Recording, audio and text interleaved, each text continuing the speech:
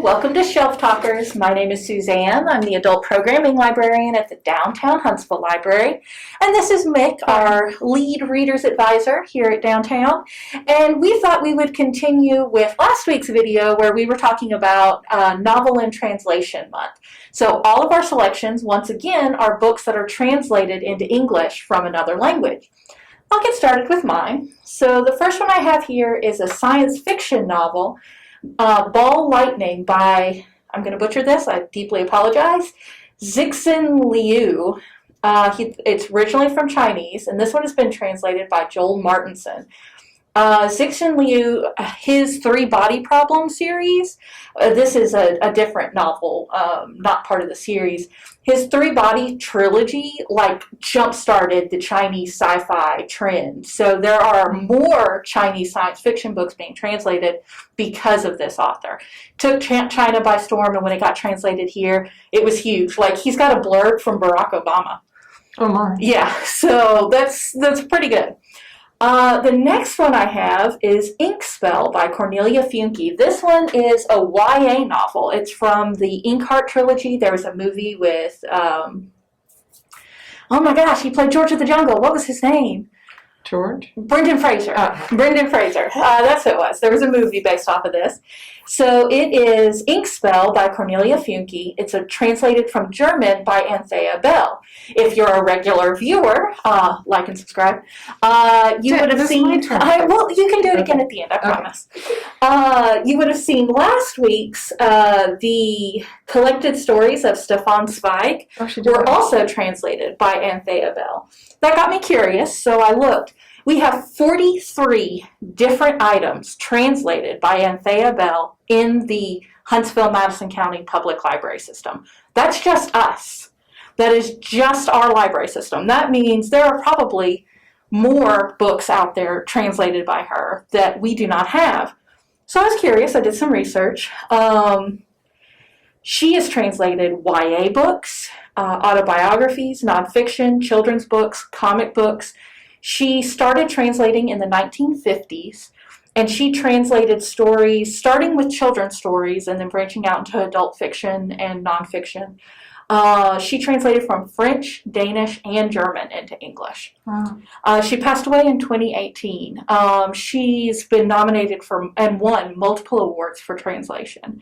And so, I can barely speak English sometimes, so the idea that she can translate fluently. She apparently wrote an essay where it's called Translation, Walking the Invisible Tightrope. Much like we discussed last week, her view is when you're reading a good translation, you should never know it's been translated. And so to be able to do that from 3 different languages is just amazing to me. So I thought that was really good. Plus, it's a really good book series. What were the 3 languages again? French, Danish, and German. Yeah, so she was given an Order of the British Empire for her services to children's literature. Oh, cool. My next one, the sad state that it is, you can tell it's been well-loved and very popular, is a Japanese light novel called The Devil is a Part-Timer, written by Satoshi Wagahare, with illustrations by 029. Oniku is what they put in parentheses, and it's translated by Kevin Gifford. Japanese light novels, so I'm not 100% sure about this one, but a lot of Japanese light novels begin life as a serialized novel online that you can read on your cell phone while you're running around and everything, and then they get collected and published. And the great thing about light novels is some of the best anime series going on right now began life as a light novel. This is one of my favorite animes, so the fact that we had the original novel that the story is based off of, I was very excited, which is why this very loved copy is here. And I'm a big fan of Japanese light novels. They're really fast reads. I read a lot of rom-coms, kind of. They're romance novels, but they always have some sort of other conflict going on. And so it's light, it's fast. I think of them like Pringles chips. Even though, it's fairly thick. It's not exactly a small book. It just moves so fast because it's serialized, and so they're used to having to have that action to keep you tuning in. It's probably good to translate when it gets into a graphic novel. It is. A lot of these get turned into manga and anime. So we have a few, including SAO, Sword Art Online, which was one of the biggest animes that came out in the past few years. We have some of those light novels here in our YA graphics section. So that's a great opportunity if you love anime to sort of get into reading other things that the things that you love are based off of. And we've got a few, so that was really neat. And my last choice is a really interesting one. It is called The Fishing Lesson. So it's the original short story was written in German by Heinrich Boll. And then it was translated into French by Bernard Friot and made into a children's book by Emile Bravo, and then translated back into English by an unknown, I couldn't find the name of the English translator. So it went from German to French to English. The original short story was published in 1963.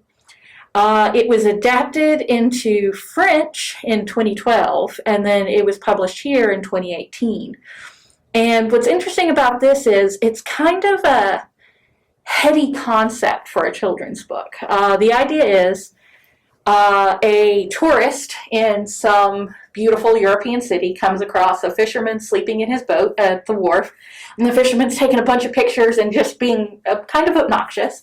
And the fisherman wakes up and says, "What are you doing?" And the guy's like, "Oh, I can't believe you're sleeping like this. How could you do that? If you did this, that, and the other, you could become rich and successful." And he keeps listing all this more work that this fisherman could be doing, all of this stuff. And the fisherman goes, "Okay, and finally he gets to the point where he's like, "Well, and then you could take all your time off and come sleep in your boat." and the fisherman's like, "But I can do that now." An interesting concept for children. It's an interesting concept for a children's book. Plus, the artwork is absolutely gorgeous. It sort of reminds me of the Adventures of Tintin. Oh, yeah, it does.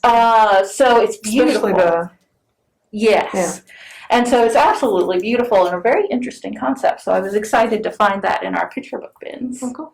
So what did you select? Well, mysteries, as usual, especially for the camera operator. And we have a lot translated. And I think most people are familiar with some like Fred Vargas in French.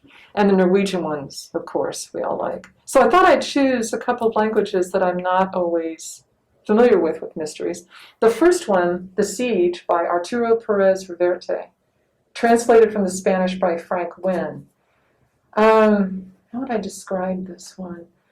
Genre bending, a little literary, but definitely a thriller. Set in 1811 Spain. You've got pirates, serial killing, steamy, unrequited love.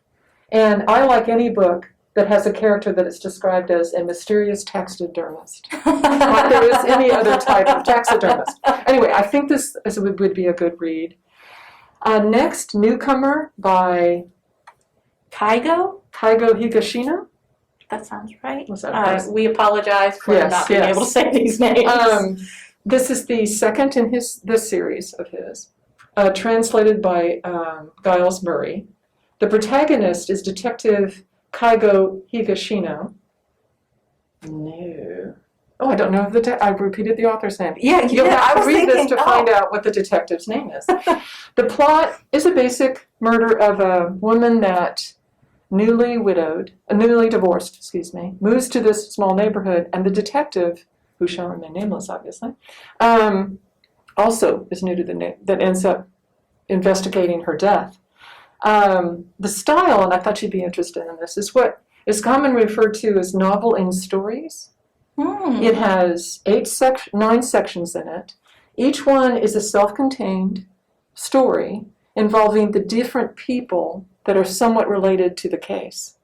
In some respects, I think the actual murder of the poor divorcee is kind of not as important as what else is going on in this novel. Each section, self-containing, has its own conflict, its own resolution, its own focus character, and it's different in each one. And he pulls them all together. And he has been, the detective in this, which, Lord, I wish I could remember, has been compared to Columbo, the usual One more question. Just one more. And the kind of not typical professional appearance, those are characteristics. But I did not know this. Columbo was loosely based on, I think it was called Porphyry, the one in Dostoevsky's Crime and Punishment. Mm-hmm. Also had one last question. Also dressed not according to the usual status at the time. I did not know that. But what I liked about, and the big thing about, it's been a long time since I read that book, is that he was interested more in what was happening with the people that were affected by the crime, and you also see that in this novel. He actually is quoted as saying, comforting the people that got affected is also my job. Interesting. And he solves just little puzzles, not really mysteries, but little puzzles as you go through, and they all kind of blend together and get connected to the ending. I like that. One involved who put wasabi on something. So again, that sounded interesting. Now, speaking of what you were talking about, the translation, what would you call that, chain? This, titled H.P. Lovecraft's The Hound and Other Stories, adaptation and artwork by Gou Tanabe, translated by Zack Davisson. So Lovecraft wrote in English. Mr. Tanabe took that, adapted it to the artwork in Japanese, and then Zack Davisson turned around and retranslated it back to English. I like the artwork in this one. Just like we were discussing Lovecraft earlier, did you say it was Cthulhu? Cthulhu, sorry. The Cthulhu Mythos is the fictional universe that Lovecraft came up with. All the settings, the lore, all combined, even with the authors that came after him, is what that's called. You've got 3 of his most well-known stories. Even I've read them. I'm not a horror fanatic. One involved 2 young men who discovered the thrill of grave robbing. Always an interest topic. A German submarine crew who start to go mad because they're drawn to this underwater temple. Songs and calls from it. Classic Cthulhu.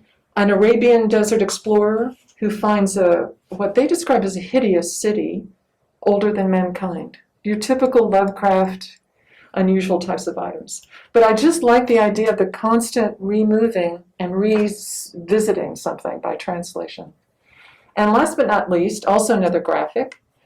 This is California Dreamin', Cass Elliot Before the Mamas and the Papas by Penelope Bagui. I don't know. Translated from the French by Nanette McGuinness. The French graphic novels are very much in, as well as mystery novels for that matter. I like this. I like the fact it's not typical. It's very black and white and gray shading type. It just seems to really capture what I imagine to be Cass Elliott's energy. The way she shades just shows that.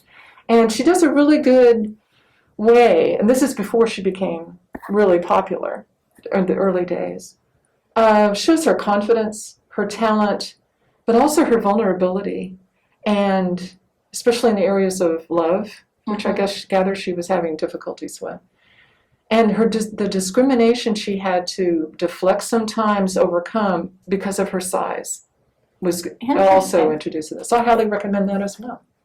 Well, these all look really interesting. A graphic novel based off of English music, written in French, translated back to English. And in a way, when you're reading it, each part of it is like the different aspects of the song itself, the very famous song, California Dreamin'. Interesting. So we talked about this week. We thought next week we were going to show them some audiovisual options. Yes, we were. We were going to look at some of our foreign films, audiobooks in translation, if we can find any. So you'll have to make sure you tune in next week for even more foreign language goodness. Yes, and I'm supposed to remind you, and this is new to me, like us in some fashion, and please subscribe. And thank you. Thank you. See you next week.